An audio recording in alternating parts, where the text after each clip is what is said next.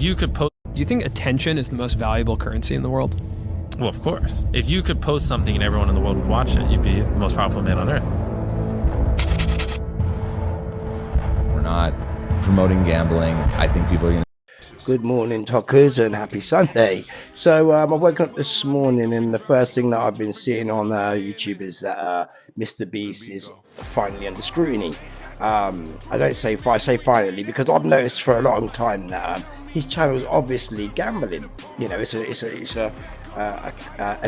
Well, I won't even say allegedly. Fun all that. I'm not one of them guys, mate. I'm from the roads.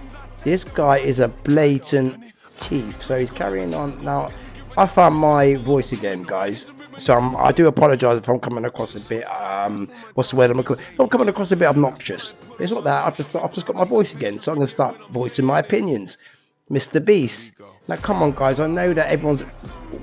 See, the thing is in the world today that I've noticed, yeah.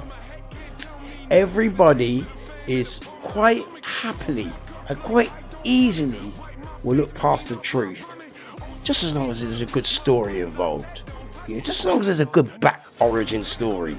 This is a guy that was a young nerd, wanted to help the world and give away things to poorer people. When I watched this video this morning, if you guys haven't seen this video, it's Dog 404 or 404 Dog, something like that.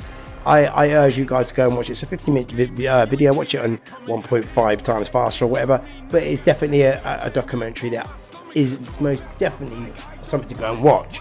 Now, after watching this documentary, that I've noticed that on there that there's been a hell of a lot of allegations to that person. In the beginning, I was kind of thinking, you know, sometimes you can't choose who your friends are. Sometimes you can't choose your past. Sometimes you can't even choose, you know, unfortunately, you can't. How can I put it?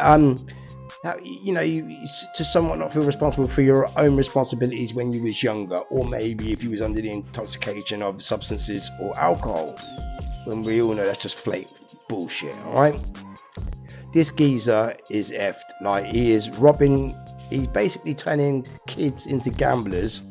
And the reason why I've got a voice, and this is why I'm talking now, is because my grandson is here. Now, I'm a father of daughters. And it took one of my daughters nearly 30 years to have a child. So I'm one of the older grandfathers in my generation. But yeah, I'm really concerned about my grandson.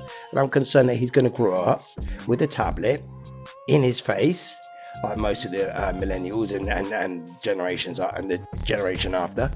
I mean, come on, guys. I mean, we've got to hold these people accountable. You see, when I done shit in the back and back in the day, I went jail for it. And it wasn't, and I didn't learn my lesson. Not the first time I went to jail, not the second time. The only time I learnt my lesson is when they slapped me with the 4. When I done the 4-year bid, then I learnt my lesson, and then I come out and stopped fucking around and then began to grow up. Because it's true, when you're on substances or you're an age of trauma, you tend not to age. When we're in prison, we say things like, we will ask the person in our cell, how old are you? If he says 33, then we'll ask, what's your road age? Meaning, for instance, one of my past mates was 33, but he'd been in since he was 17.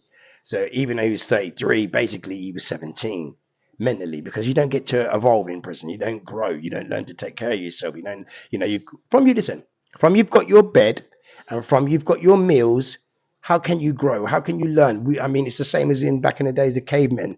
I mean, when you was a young guy, you would go and hunt. You would be the one to go out and hunt for the food and bring back the food. That's just how it was. Shit ain't changed really that much. But MrBeast got to hold him accountable, unfortunately, after watching this documentary, and the guy's pulling up a hell of a lot of receipts. Because in the beginning, you can say to yourself, you know, is this maybe a little bit of hate? Is this a little bit of jealousy? You know, because the guy is a brand man. He's got brand deals. He's brand friendly. And he's probably making hundreds of millions of dollars per year. I mean, please, if you haven't seen this documentary, then I'm going to put it up there. Right there. Do you know why? Because I've learned how to. All right, guys, listen, take care of yourselves and each other, and I will see you probably during the week. Take care.